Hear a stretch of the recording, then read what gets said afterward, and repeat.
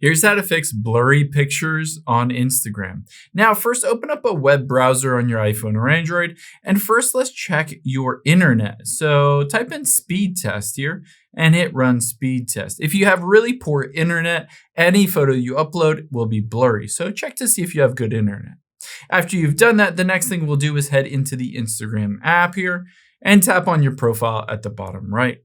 From here, just tap on the three lines at the very top right, and all you need to do is scroll down until you get to an option under your app and media that says media quality. Tap on that, and now turn on upload at the highest quality for any of your photos and videos. This fixes it for Instagram, but let's also fix it for your phone. Open up the settings app on your iPhone or Android, and scroll down, tap on camera here.